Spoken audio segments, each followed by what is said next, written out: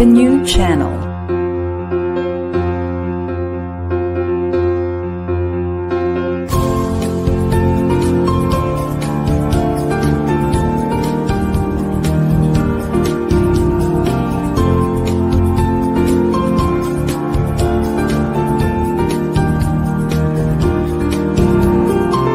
The new channel. Hashtag TNCNow.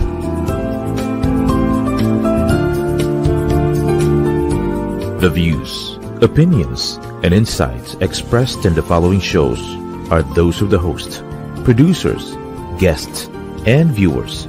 They do not necessarily reflect the position of the channel. Viewer discretion is advised.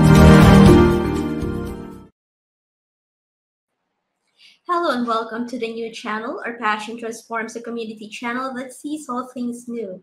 My name is Nuya, streaming from Cavite, Philippines. You're watching the Disruptor's Hour on TNC.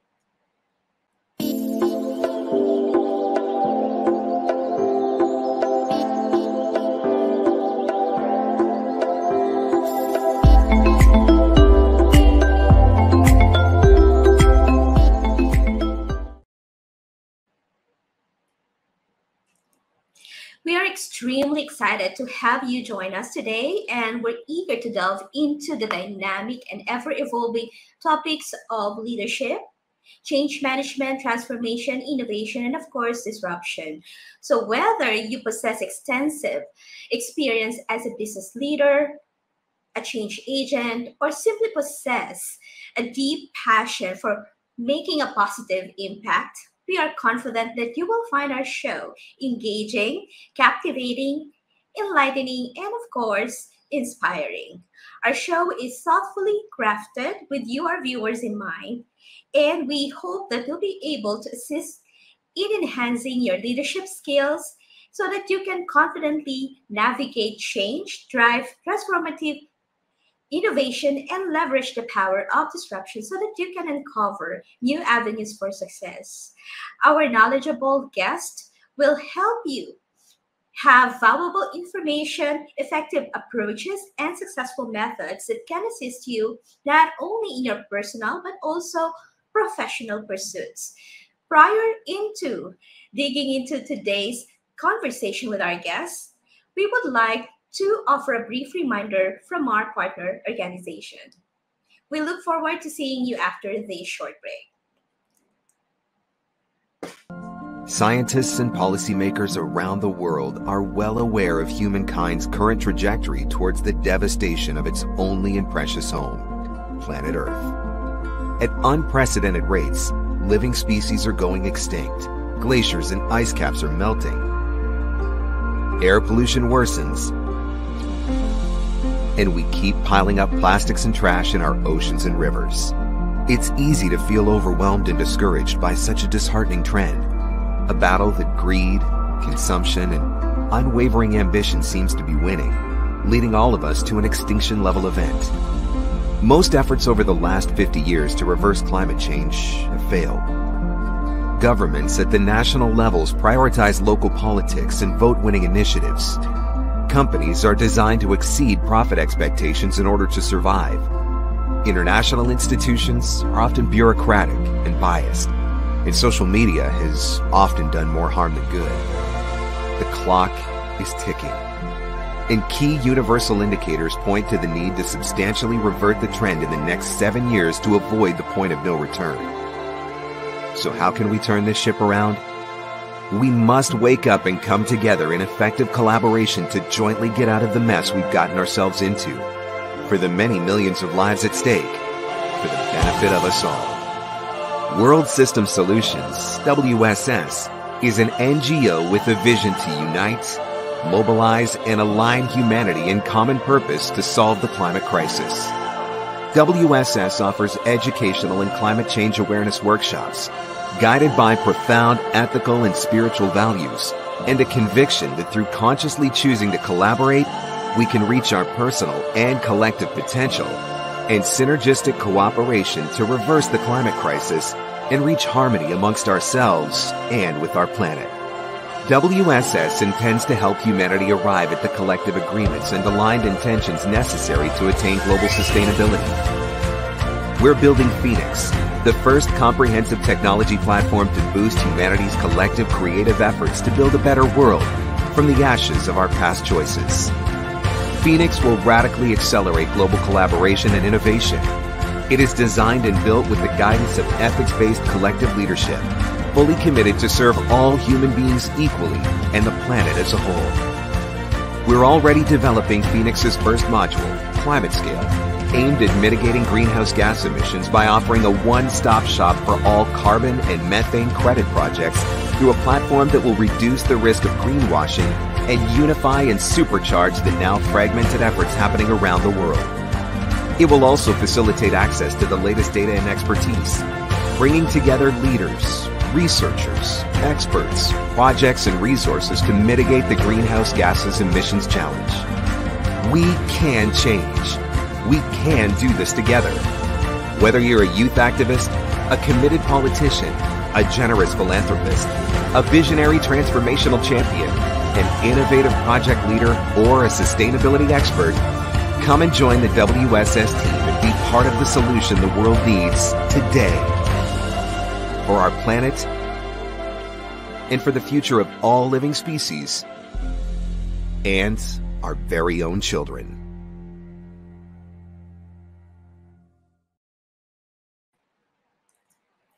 The world transformation process will affect all of us, and every voice is relevant as we move the needle in climate change, climate action, and environmental protection within the next 5 years.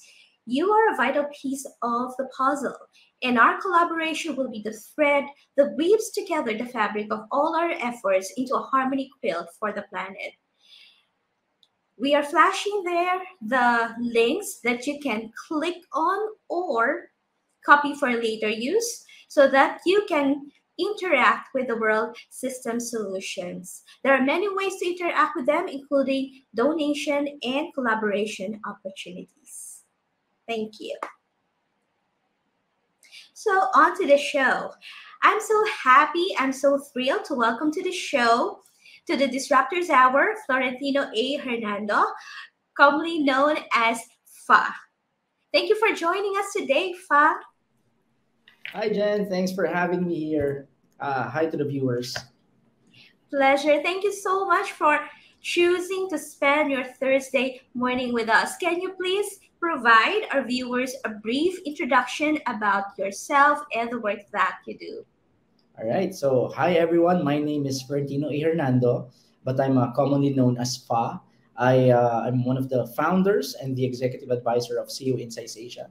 I believe that I'll be sharing a few things about that in a while. But I'm also the founder and the managing director of FA Hernando Executive Advisory. It's an executive advisory firm who we serve as a strategic partner to CEOs, startup founders, and investors in helping build and scale organizations.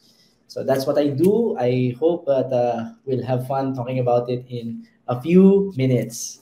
So yeah, exciting. Thank you, Fa. So did you choose this career or did you just landed in this career? The reason I'm asking is because I'm sort of also meandered throughout my career. I did not really start out as, I've been in HR for close to 15 years. And then now I'm in consulting and also in coaching. But again, as I've mentioned, I've just meandered, sort of landed. Yeah, so it's a funny story because I'm actually a pastor's kid. So my mom is a pastor of a local church here in the Philippines. And I graduated in guidance counseling. It's an education majoring in guidance counseling. I pursued my master's in educational management because I always thought of myself as an academic. I love building businesses or reading about how to build businesses before while I was in college. But I never actually started one until I went into the corporate world. So when I became I taught elementary, high school, college, taught for the first 3 years of my career. And then I transitioned into the corporate world.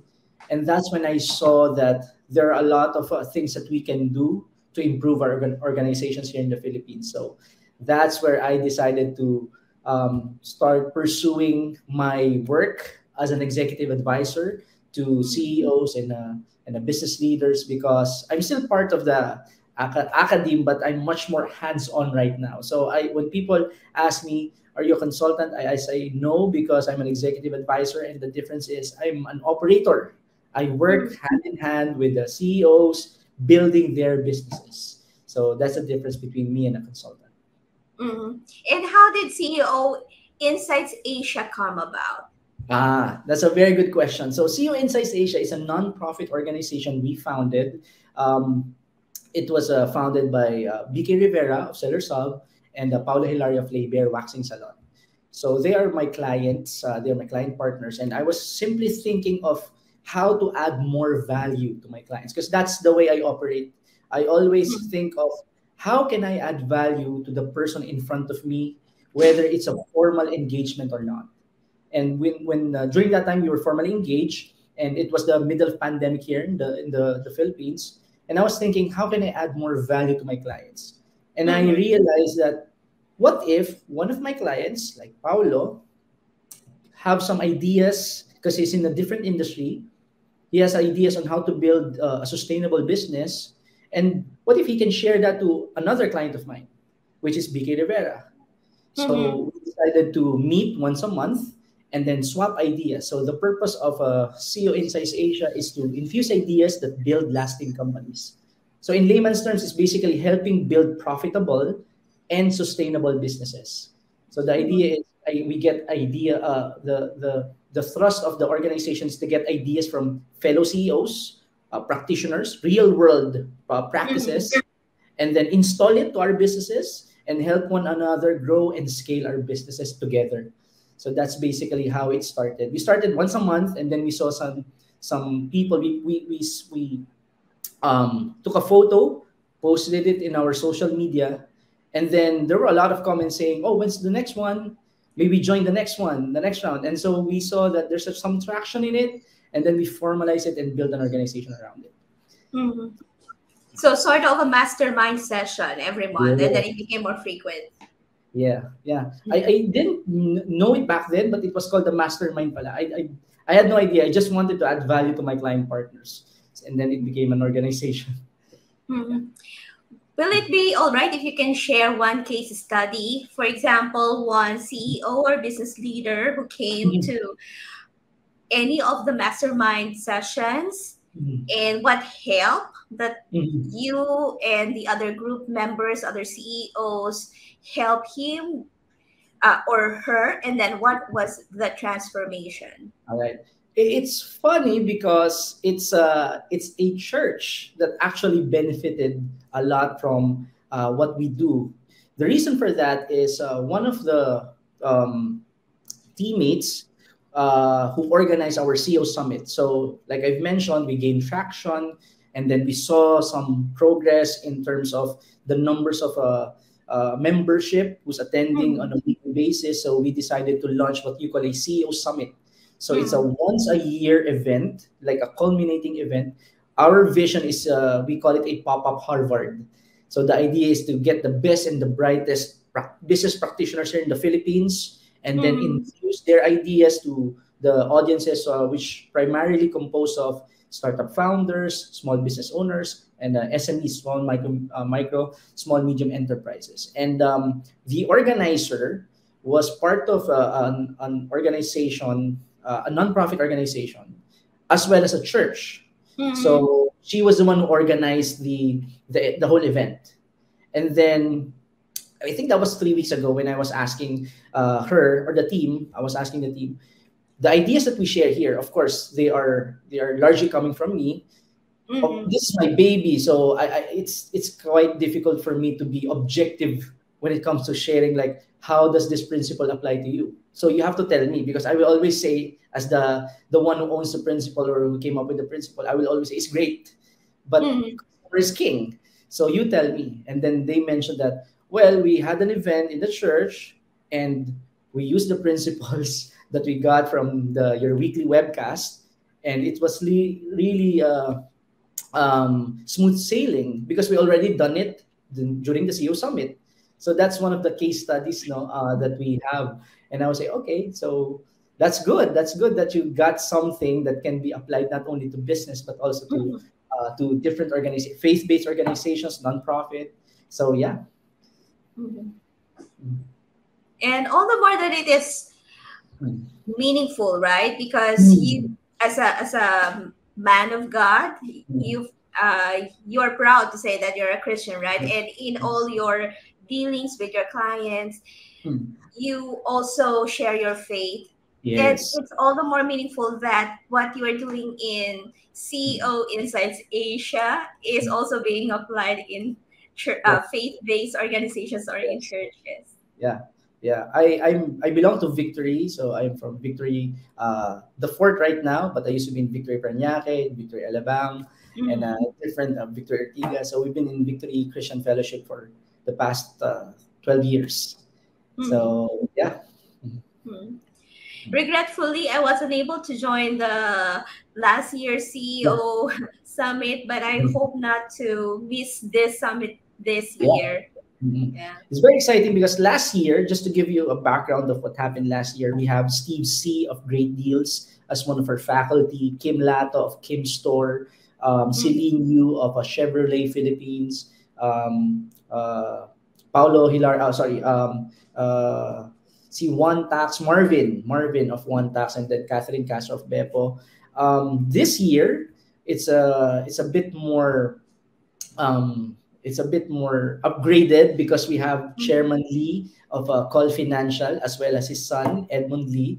They'll be talking about thinking in generations, how to build multi-generational businesses, and then it's very very excited. And then Eugene Acevedo of RCBC, the CEO of RCBC, is also our faculty.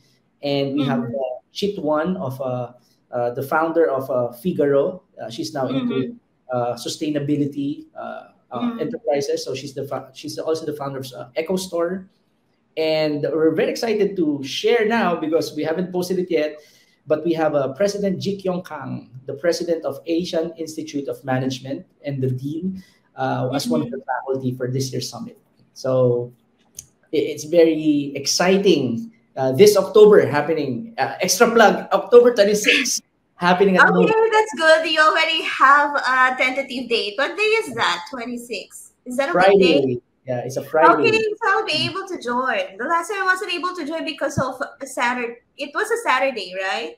Friday and Saturday last year. Yeah, that's the reason why I wasn't able to join. Yeah, that's good. So I'm going to pencil it in now in my calendar. Yes, please. Yes, please. Yeah. Wonderful. And I'm sure that our viewers right now are also going to take note of that date. Yeah, October 26th at Novotel. So it's a whole day event. Here in Manila? Yeah, Novotel, Quezon City. Okay, Quezon City. Okay. That will be a challenge. Yeah. But you can find ways. All right. So thank you for sharing your journey, Fa, and also a short summary of what you're doing in COO Insights Asia. So we can go for a short break, and then when we come back, we can discuss more on how you help organizations simplify organizational execution, what are the possible blocks on organizational execution, and also, most importantly, how can CEOs and business leaders help in organizing execution in the respective organizations. So dear viewers, let's take a short break, use this time to stretch and perhaps indulge in a light snack. And during this time, we encourage you to reflect on what you have gained so far from our conversation and contemplate on how you can integrate this valuable insights in both your personal and professional lives. We are excited to reconnect with you after this short break. Stay tuned.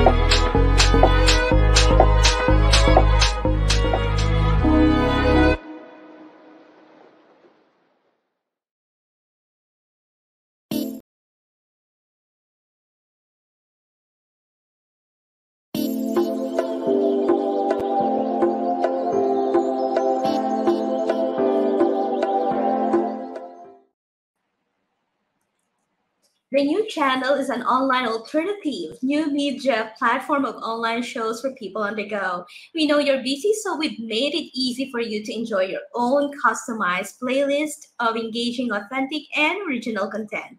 TNC is your passport to a world of Filipino talent, global influencers, cultural intelligence, and ingenuity.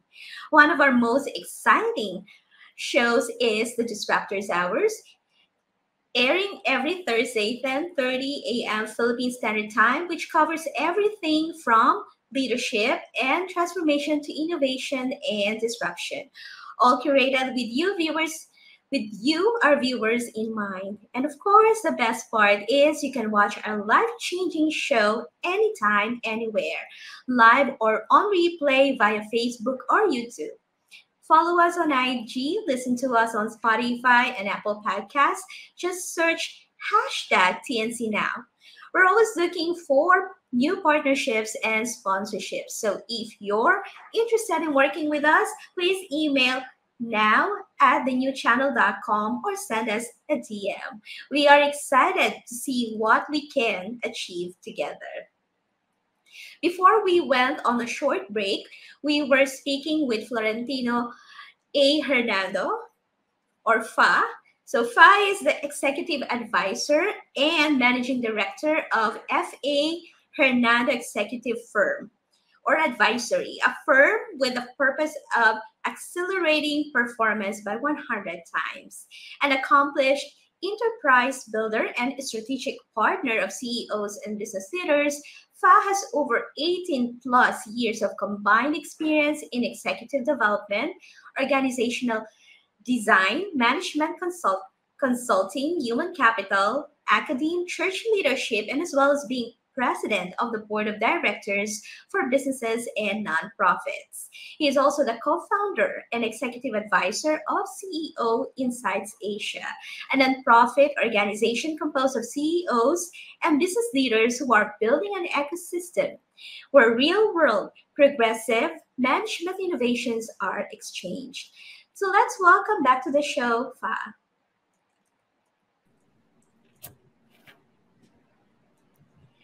Welcome once again, Fa. Hi, Jen. Hi, Direct J. Thank you for having me. Yes, thank you so much to Direct J. Direct J is our director, is helping us with the back end. And thank you also for the others who are helping make this show possible. And also thank you to our creatives and production team. Okay, so Direct J said, well, you're welcome, Surfa. All right, so before we went on the break, we said we're going to discuss about the role of the CEO or the business leader when it comes to execution. Yes. Yeah. So my work with different organizations, whether it's a faith-based, it's nonprofit, and largely business, the CEO faces a dilemma. Their dilemma of they want to be empowering, they don't want to be a micromanager, but at the same time, Their challenge is by being empowering, sometimes it's being abused, or sometimes they don't deliver, the people they're empowering don't deliver the results they Mhm. require. So my observation is that's the biggest challenge CEOs face. Some business leaders pride themselves on being, I'm a high level strategic thinker. I'm not an operator, and some fall to the other extreme. They're nano managing, not micromanaging, but nano managing down to having the last color of the carpet, being having them as the decision maker. So Mhm. that's a challenge. That's a challenge that some people, many CEOs face. Particularly if you're running a small business or a micro, small, medium enterprises. That's the challenge, and because of that, they're unable to scale or grow to the next level. And Mhm. my work with CEOs, I teach them that as a CEO, you are the chief executive execution officer. Your Mhm. job to ensure that the organization is delivering what they're supposed to deliver, the results. And how to do that, that's the problem we're solving. Mhm. Yeah, what's your thoughts on that one? Yes. So we have to find a balance as a business leader between strategy and execution. Yeah. Now, the question would be, what is the sweet spot, or Yeah. what is the perfect balance of Mhm. strategy and execution? Right. So before I answer that, I just want to share that um, having having that dilemma. I don't want to be a micromanager. I want to be empowering, but at the same time, if I don't micromanage them, or if I don't manage them well, they don't deliver the results. So how do you balance that? What's the sweet spot? No? The first thing they have to understand is that there are three levels of execution, right? Mm-hmm. The first is what you call the individual level. I was talking to one of the CEOs here in our office, and he's a 6-year company, 6-year old company, and he's now in the what you do when you're 6 year old. You start to go to school, you started to learn. Yes. And now they're having growing challenges. So I share to them that as CEOs, as business leaders, we're good at execution. Okay, that's the first level. That's why we become who we are. That's why we build institutions, because we're good at execution. While some people wait for things to happen, we make things happen. So that's the Yes. first level of execution, individual. Then we begin to build our teams. So now we have the team, then we have us as the team leader. There's a shift from executing to now ensuring execution. You're no longer in direct control. You're still accountable for the result, but you're no longer in direct control of the process because you have Mm-hmm. people doing that for you. That's the challenge, right? And now your job as the team leader is to ensure that the team, the people are doing what they're supposed to do. You're no longer executing it because if you do it, you're micromanaging. So it's now more about ensuring that the team are doing what they're supposed to do. This is where Mm-hmm. accountability comes in. So as Mm-hmm. leaders, individually at the first level, it's all just about action. I just keep doing things. When we become team leaders, it's now about accountability. It's about holding the people accountable on their deliverables. And now, when you have layers of positions inside an organization, you become a CEO, you have managers, you have supervisors. Now, this is the third level. This is now about enculturing execution. So, this is designing systems, designing processes, and making sure that you hold the people accountable in holding people accountable to deliver the results. So that's the challenge that we need to unpack. I've observed in my work with different organizations, particularly in micro, small, medium enterprises, that they have to understand there are three levels of organization, and they have to find, where am I? Am I being an individual executioner, or am I supposed to be ensuring execution, or am I supposed to be enculturing it? I hope I make sense in this challenge, no? So You you, do. You do.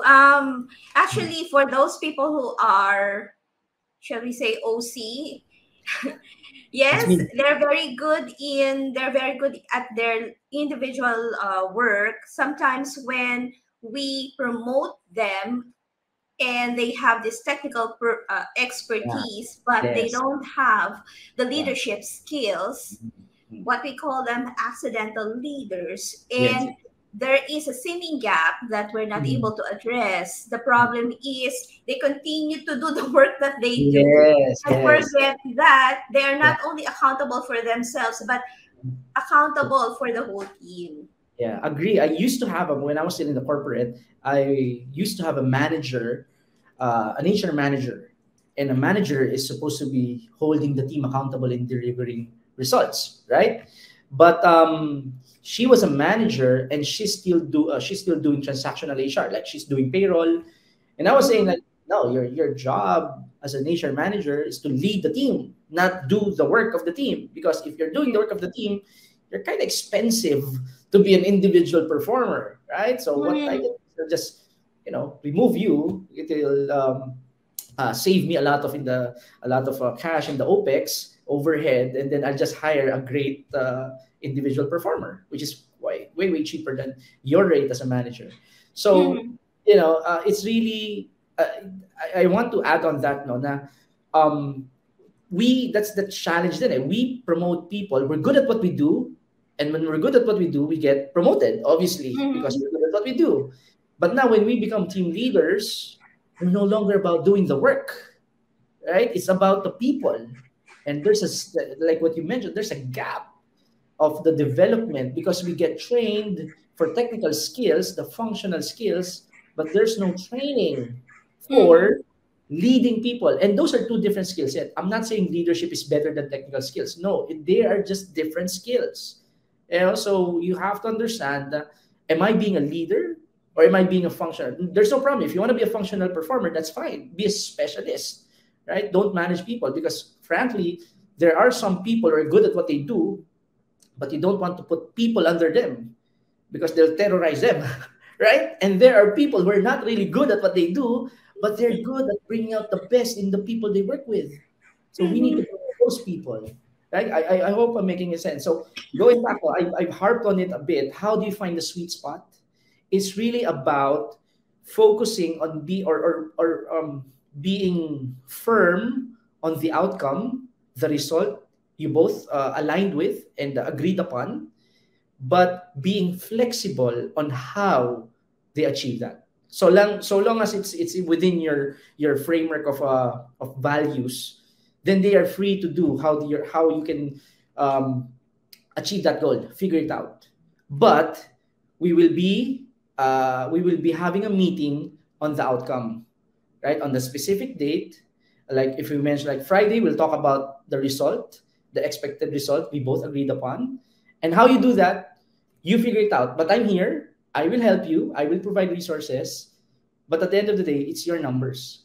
You achieve that, right? Being firm on the accountability, the result, but being flexible with how that person achieves that result. Yeah, I hope I made sense. Mhm. Now, I'm interested to know, have you had experience working with creative people? Because we know creative people, they have their own flow, they Yeah, have their own yeah, schedule, and yeah, they want pretty much to be fluid. yeah, yeah. You were saying about flexibility in how you come up with the result. Yes, So I'm interested in how you did it yeah, with creative people. yeah. I've operated before. I stumbled upon this principle. No, and here's the thing about principle. A principle is applicable in any industry all the time, right? Because it's a principle, and that's what I share. Like for example, if I have a mango seed and I planted it, it will grow and become a mango tree. That is Mm-hmm. true 100 years ago. It's true 100 years from now. It's because it's unless there's some changes in the science, but the point is that's a principle. It's true 100 years ago. It's true, and anywhere you go, whether you're in Canada, whether in the US or in the Philippines, you plant a mango seed, it becomes a mango tree because that's a principle. So that's what I do. And um, having said that, I stumbled upon this principle called the triple A. Right? Triple A is alignment, agreement, and accountability. So when we're working with people, we align on the expected outcome. And then the second is, because without alignment, then there will be no execution, right? You'll be working at cross purposes. But with alignment, there has to be an agreement, because without agreement, alignment doesn't matter, right? What you don't want to happen is in the middle of the game, when the heat is on, the person you're working with would say, I didn't agree with this in the first place. I just did it, but I didn't actually agree with it. Then you should have said that right at when we're having that intro meeting, so that I don't have to depend on you. So having alignment, there has to be some sort of there has to be an agreement on the expected outcome. And then the third is holding both parties accountable to the expectation. Because without alignment, execution won't happen. Without agreement, alignment doesn't matter. Without accountability, nothing else matters. No matter how much we align on the result and we agree, but if we don't want to hold one another accountable, then it doesn't really matter. So having creative people, so long as you align on the expectation and you agreed on the method, it's up to you, right? It's up to you how you figure it out. Just inform me. And I have to agree on your method as well, right? And then you're free. There's a freedom within a framework. And the framework is the values that we have. Our DNA, our organizational DNA. And then we hold one another accountable. We can when accountability is present, then nothing else matters. Because we'll always find a way. But without accountability, then nothing else matters. Everything is a waste. Right? This is just a wasted effort. So that's really working with creative people. So long as you agree, and hold them accountable in the result, then you can give them the freedom to figure out on their own. Thank you so much. That's very easy to remember. Triple A: alignment, agreement, and accountability. So any one of this, I can imagine a triangle, right? So any one side that is out, then it doesn't hold. It doesn't stand. Yeah. Agree. Particularly with creative people, it's an asset having them, because they'll find ways that you never imagined. But again, if there's accountability, there's alignment, agreement, and accountability, then you can sleep well at night, because there's a AAA. So having them is an asset, actually. Yeah. I'm a follower of Jordan Peterson. I'm pretty sure that you have heard of him. And he said in one of his videos that the problem with some organizations is they tend to weed out the creative people at the bottom. That's a problem. But when you look at the top, actually, you need to have creative people at the top, because you need people who can think out of the box. Yes. You need people who can strategize, who can form the vision of the company. Unless you're a creative person, it will be challenging, it will be difficult. However, with the way organizations are being run right now, they tend not to, they're not very welcoming to creative people. So I'm happy that you have pointed out that these principles are also applicable not only to the logical people, but also to the creative people. Yeah. When it comes to scaling, here's the thing, no? When you're scaling organizations, the reason why many organizations, micro, small, medium enterprises, don't grow into the next level is because their capacity to hold, their growth is limited by their capacity to manage it. But having a shared DNA, which I always talk about, having the shared DNA, meaning you're aligned with the values of the organization, the purpose of the organization, that enables you to scale. Because diversity unified by one DNA, you share the same values and the purpose of the organization, you share it, you're operating as partners, then it's easy to let them be and build something. So long as you're aligned, you have agreed, and you're held accountable for the values of the organization as a purpose. So we always talk about, hire for attitude, train for skill, right? Because skills can be learned. Attitude is, it can be learned. It's called parenting, right? You have to instill that values. Now, there are some professionals who work with you, but inside an organization, we don't have the time to reshape your values once you're inside.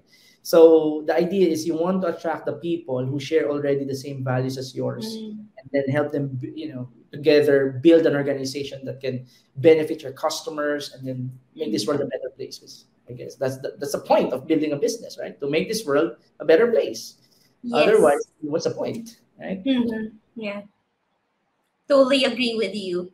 So you are one of the many CEOs and business leaders that we have spoken with in the past that have also purpose as the underlying principle of creating a business. So I'm so happy that there are many business leaders right now that have that far-reaching vision, not only for the current time, but also for the future.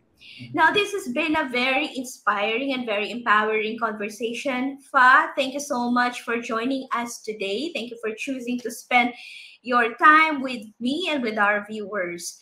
And I'm pretty sure that our viewers are inspired and empowered by the work that you do. How can they continue the conversation with you? How can they continue connecting with you? Right. So first is we have a website. It's called ceoinsights.asia. So that is our website for micro, small, medium enterprises, CEOs, business owners, whether it's family business, whether it's a startup. We want to invite you to become part of our ecosystem, to learn more and hear more about this. So ceoinsights.asia. We're on Facebook as well. We do webcast every Friday at 10 a.m. So tomorrow you can watch one of our the director of executive education, Chris. She will be doing a talk about business model. 10 a.m. principles of scaling. That's on our CEO Insights Asia page. I also have my executive advisory firm, FA Hernando Executive Advisory. You can follow me there. And we have Business Owners Philippines group. So this is again, our passion is for the startups, aspiring entrepreneurs, and micro, small, medium enterprises. So we invite you to become part of that group to continue this conversation. So yeah, those are where you can find us, and you can find me at the Disruptors Hour on a regular basis. Nax. Thank you so much, Fa. And I strongly encourage you, dear viewers, to continue connecting with Fa and also with CEO Insights Asia. It's about time to make the Philippine economy more sustainable, and that is by building more businesses. Yeah, agree. So we're not dependent on other economies. Yes, so thank you so much once again for dropping in on the show. Yeah, thank you so much for having me, everyone.